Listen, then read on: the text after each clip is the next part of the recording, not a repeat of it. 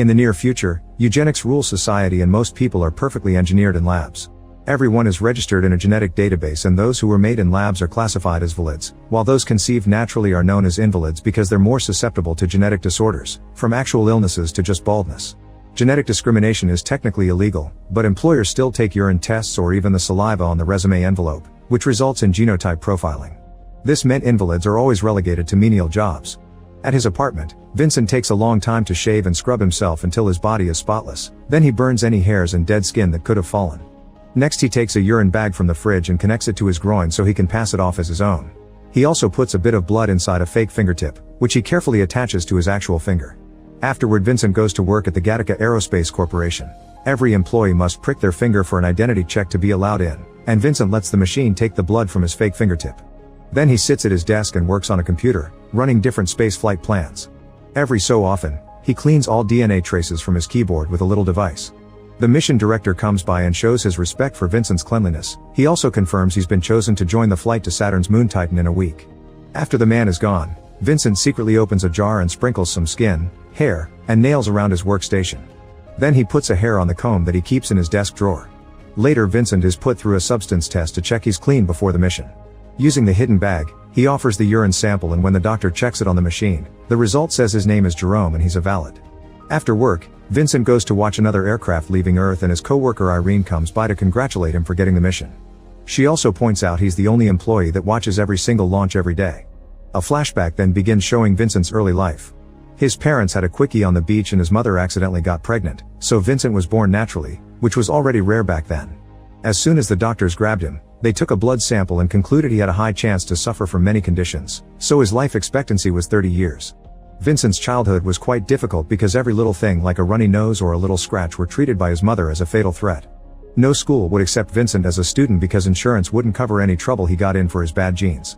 Eventually his parents decided to have a second child and this time they went to a genetic lab to do things by the book. Anton had no conditions at all and was happy to spend time with his brother, but Vincent could tell his parents had a favorite. Whenever their parents weren't looking, the brothers would play chicken in the sea, meaning they would compete to see who could swim the farthest away from shore before getting scared and turning back. Anton always defeated Vincent in this competition, which added to his inferiority complex. As Vincent continued to grow up, he became interested in space and dreamed of becoming an astronaut. His parents warned him nobody would hire him because of his genes, but he didn't listen and he went to a few interviews. To his dismay, nobody hired him just like his parents had guessed. One afternoon, the brothers went for another swim and to Anton's shock, this time Vincent defeated him. In fact, Vincent had to go back and help a tired Anton return to the shore. That was the last time they swam together because in the evening, Vincent left his family home to pursue his dreams. Eventually Vincent got a job at Gattaca as a janitor. As he cleaned the offices, he sometimes used the computer when nobody was watching, and he would admire the daily launches. He also learned about the blood prick that happened on the same finger every day, and stole a little sensor that fell from a machine. Vincent never stopped dreaming, and the head janitor would mock him for it.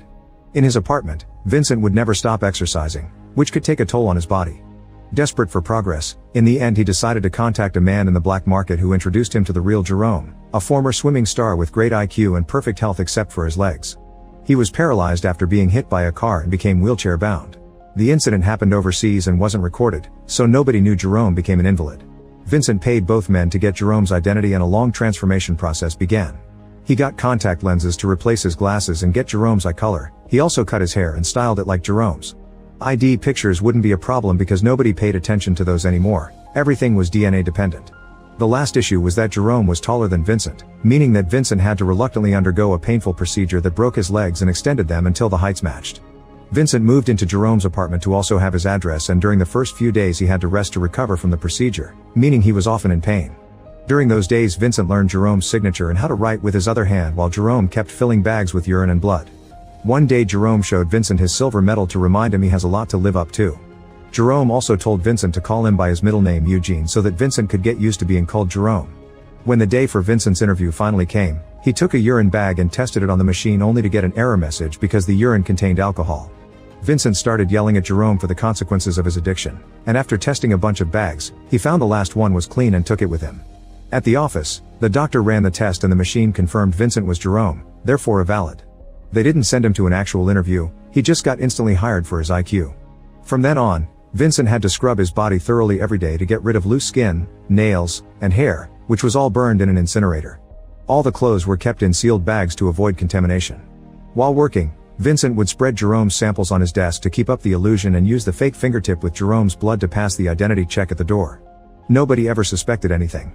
Back in the present, everyone in Gattaca is freaking out because the company administrator has been murdered with a keyboard. Jerome scratches his eye while staring at the gruesome scene and doesn't notice that an eyelash falls off. The cops soon come to pick up every single trail of DNA from the scene of the crime, which includes the eyelash. The boss tells Irene to assist the police in any way they need. The mission isn't cancelled and Vincent will still be going to space. When he shares the news with Jerome, they decide to go out to celebrate. They drink a lot and even do some tricks with smoke inside their glasses. At the office, Irene takes the hair from Vincent's drawer and takes it to a matchmaking service where they run some tests to conclude Vincent is quite a catch. By the end of the night, Jerome is so drunk that Vincent has to help him to bed. Suddenly Jerome makes a confession. He hadn't been drunk during the car crash and it hadn't been an accident. He had actually been trying to self-delete. The next morning, the police forensic department tests all the samples and discovers a mysterious invalid had been in Gattaca, so now he's the prime suspect. Back to Vincent, he puts the little sensor he stole back in his janitor days on Jerome's chest to record 20 minutes of his pulse as he whirls the wheels of his chair extra hard to simulate exercise. Later at Gattaca, Vincent is put on a running test and he replaces the office sensor with the one he brought from home. Meanwhile, the detectives investigate the invalid profile from the eyelash and discover it belongs to a janitor that disappeared a few years ago. They come to the office to ask some questions and Vincent overhears them while they talk, which makes him nervous. To make matters worse, the 20-minute-long recording soon ends and Vincent's real pulse appears, which is rather high. He immediately rushes to the locker room and collapses as he tries to catch his breath. After work, Irene meets with Vincent and admits she read his DNA sequence, which of course actually was Jerome's. She's very impressed by how perfect he is and feels inferior, admitting that she's a lab baby but still has a likelihood of heart failure. This means she'll never be allowed to join a mission. When Vincent says he doesn't see anything wrong with her, Irene hands him a lock of her hair and encourages him to test it to discover her genetic flaws, but Vincent tosses it away and claims that the wind blew it. Sometime later, Vincent is working at the computer when suddenly all the employees get the profile of the invalid from the eyelash because he's a wanted man. Thankfully nobody recognizes him, but Vincent is still afraid. When he gets home he tells Jerome that he's the prime suspect and starts throwing away all the blood and urine bags. Jerome immediately stops him, reminding him they would never look at Vincent and see an invalid. That night, Vincent decides to go out because it would be suspicious if he changed his routine. When Jerome looks out the window, he sees that Irene has come to pick Vincent up. Moments later Vincent and Irene are attending a piano concert as their first date. After the concert, the pianist throws his glove into the audience, and Vincent realizes he has 12 fingers. Irene explains such a complex piece of music could only be played by those hands. Meanwhile, the detectives are rounding up a bunch of invalids from the neighborhood in order to find the murderer, but obviously none of their DNA matches the eyelash. They decide to investigate all the buildings that surround Gattaca and they make it to Jerome's apartment, so he gets a blood test too. The detective is surprised that wheelchair-bound man could be working at Gattaca, so Jerome pretends to be offended and yells at him, saying he just got hurt during training and accusing him of discrimination. Not wanting trouble, the detective leaves. At Gattaca, some officers take away all the trash bags. On their way home, Irene and Vincent find the road blocked by the cops too because they're inspecting everyone in the area. Vincent immediately removes his contacts and avoids a spit test by saying he's been drinking. The cops take a blood sample instead and his fake fingertip tricks them as always. After they pass the check, Irene announces she wants to show Vincent something and stops the car a few miles ahead. She quickly crosses the street while dodging incoming cars, but Vincent is hesitant because he can't see well without his contacts. After lots of doubts, he runs in and thankfully avoids getting hit. Then Irene takes him to watch the sunrise at the solar panel center, which causes a beautiful effect of light that Vincent sees rather blurry. On their way out, Irene notices that Vincent's eyes look different and he blames it on a trick of the light. Sometime later, the detectives discover that a cup from the office trash has the same DNA as the eyelash. They theorize the invalid may be working in disguise and killed the administrator because he found out the truth. To be sure, they go to Gattaca and announce they're taking blood samples directly from the vein instead of fingertips. When it's Vincent's turn, he pretends the doctor has hurt him with a needle and jumps out of the seat, quickly changing his blood sample with Jerome's. The detectives run the tests again and no match is found. That night, Vincent and Irene go on a second date. Their sweet dancing is interrupted by the cops, who start picking up all kinds of things with DNA like napkins and cigarette ends. They want to test people too, so Vincent immediately escapes with Irene through the back door. A cop tries to stop them, but Vincent immediately starts beating him up until he's unconscious. As Irene gets scared and calls him insane, Vincent drags her away to escape through some dark alleys. When the other cops find their partner on the ground, they start looking for the couple, who hides in an alley. One of the detectives yells the name Vincent and Irene asks who that is, but Vincent answers by kissing her. Moments later, The couple is at Irene's apartment having their first time together. In the morning, Vincent finds a hair on the pillow, so he rushes to the beach and uses sand and rocks to rub the excess skin from his body. When he goes back, Irene asks him about his leg scars and Vincent says it was a car accident. Meanwhile, the detectives are comparing Jerome's profile to Vincent's and decide more testing is in order. They go back to Gattaca and take the keys from Vincent's keyboard while asking about him, still using Jerome's name. Irene overhears this and immediately warns Vincent, saying he looks sick and he should go home. Vincent understands she's talking in code and leaves the building while Irene tells the detective that Vincent went home because he was ill. This doesn't stop the detective, who asks Irene to take him to Jerome's home. At the same time, Vincent calls Jerome and tells him to be himself because the police are coming. Jerome has to drop the wheelchair and start climbing the stairs to the main floor by slowly dragging his legs. It takes him a while but he makes it to the buzzer just in time to let Irene and the detective in. Then he drags his body to the chair and fixes his legs to look natural. Once the duo comes in, Jerome plays his part and asks Irene for a kiss, which she gives to him to keep up with the lie. The detective takes a blood sample and is frustrated to see this is indeed Jerome. Then he tries to go downstairs, where Vincent and the lab are hiding, but at that moment he gets a call from his partner saying they've captured the murderer, so the detective leaves. Afterward, Vincent comes out and Irene sees him next to Jerome as they call each other that name. Hurt, she rushes out, but Vincent follows her and explains his situation, swearing he didn't kill anyone. Irene is still wary and leaves. At the police station, it's revealed that the director's spit was found in the victim's eye, confirming he's the killer. It turns out the administrator had threatened to cancel the Titan mission, so the director killed him to achieve his dream. Sometime later, Vincent returns to his desk and finds the detective there, who suddenly drops a big reveal: he's Vincent's brother Anton.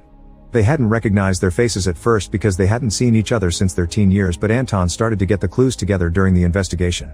Anton accuses Vincent of fraud and wants to arrest him, so an argument ensues. Vincent thinks Anton wants to see him fail and reminds him of who won the last race, causing Anton to challenge him again. It's night time by the time the brothers make it to the beach. They quickly jump in the water and start swimming, going so far that they lose sight of the shore. Anton worries they're pushing their limits, but Vincent calls him a coward, so they keep going. However, Anton starts feeling the fatigue and points it out again, so Vincent finally reveals how he does it: he never saves energy for the return. Frustrated, Anton turns back only to start drowning, so Vincent goes back too and grabs him to then swim to the shore. A few hours later, Vincent visits Irene and offers a strand of his hair. However, Irene throws it away, saying the wind did it. They spend the night together at her place as a goodbye since Vincent will be gone on his mission for a year. The next morning, Vincent returns to his apartment and finds the lab covered in plastic. Jerome reveals he's had prepared enough sample bags to last him 2 lifetimes, implying he won't be around when Vincent returns. When Vincent asks him where he's going, he only says, "I'm traveling too." Jerome also hands Vincent a card, telling him not to open it until he's in space. Afterward, Vincent goes to Gattaca to get ready for his mission. The doctor informs him that there's been a change of policy, so a new urine sample is needed. Vincent hadn't expected this and didn't bring Jerome's bag, so he starts peeing in a cup while lamenting the loss of his dream. However, the doctor reveals he's always known and never said anything because he also has an invalid kid and thinks he deserves better.